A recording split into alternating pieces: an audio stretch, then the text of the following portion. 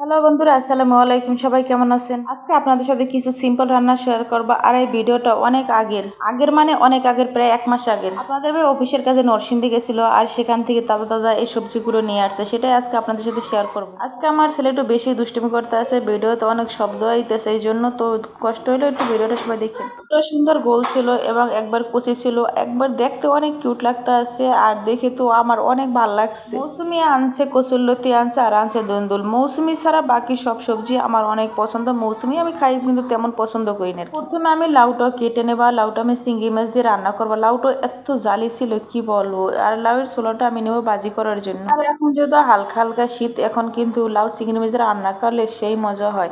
আমার তো লাউ অনেক পছন্দ। আপনাদের কার কার পছন্দ অবশ্যই কমেন্টে জানাবেন। এখন আমি লাউয়ের ছোলাটা কুচি কুচি করে নেব। এতক্ষণ যারা আমার সঙ্গে ছিলেন কিন্তু লাইক দিতে ভুলে গেছেন, প্লিজ তারা দয়া করে একটা লাইক দিয়ে দেবেন। লাউয়ের ছোলার সাথে অফ ক্যামেরায় আমি আলু কুচি করে নিয়েছি। এখন আমি মৌসুমিগুলো ভালো করে কেটে নেব ভর্তা বানানোর জন্য। যদি আমি আর মৌসুমি তেমন পছন্দ না, কিন্তু আপনাদের ভাইয়ের অনেক পছন্দ। আর মৌসুমি একটু ঝাল ঝাল করে ভর্তা বানাইলে মানে খেতে ভালো। আমাদের দেশে মৌসুমিরে বলে মৌসুমরা, আপনাদের দেশে মৌসুমির কি বলে অবশ্যই কমেন্টে জানাবেন। আমি এখন লাউ রান্না করার জন্য যা যা মশলা লাগে সব দিয়ে দিয়েছি, আপনারা জানেন, তারপর বলে দিই। এখানে আমি তেল, পেঁয়াজ, হলুদ, মরিচ আর চিংড়ি মাছ দিয়েছি, সামান্য পানি দিয়ে মশলাটা কষিয়ে নিচ্ছি। আর লাউ রান্নাতে হলুদ মরিচের পরিমাণটা কমই লাগে। সামান্য হলুদ দিয়ে কাঁচামরিচ দিয়ে লাউ রান্না করলে কালার সুন্দর হয়, খেতেও অনেক মজা। আমি লাউগুলো দিয়ে ভালো করে মশলার সাথে নেড়ে চেড়ে মেখে 2 মিনিটের জন্য ঢাকনা দিয়ে ডেকে দিচ্ছি। এরপর আমি অর্ধেক টমেটো দিয়ে আবার নেড়ে চেড়ে ঢাকনা দিয়ে ডেকে দিচ্ছি। আপনারা কারা কারা লাউ তেরকম টমেটো দিয়ে রান্না করেন অবশ্যই কমেন্টে জানান। আমার কাছে টমেটো লাউর ভিতরে দিয়ে রান্না করলে খেতে ভালোই লাগে।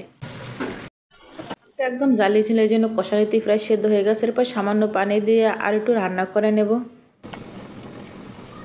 এই পর্যায়ে আমি উপর থেকে 2 থেকে 3টা কাঁচামরিচ দিয়ে দেবো। কাঁচামরিচ দেওয়ার 2-3 মিনিট পরে উপর থেকে আমি ধনেপাতা দিয়ে ধনেপাতা নেড়ে চেড়ে লাউয়ের সাথে মেখে নেব। আমার তো লাউ রান্নায় ধনেপাতা না দিলে লাউ রান্নাটা কমপ্লিট হয় না। লাউ রান্নায় ধনেপাতা দিলে সুন্দর একটা ফ্লেভার আসে আর খেতে অনেক মজার হয়।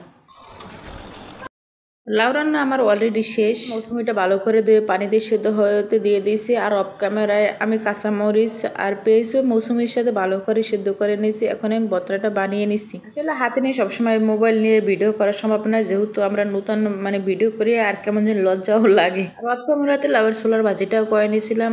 মৌসুমি ভর্তাটা বাটনায় বাড়ছে, আর বাটনায় অল্প একটু ভর্তা নিয়ে আর সামান্য ভাত নিয়ে খেয়ে নিলাম।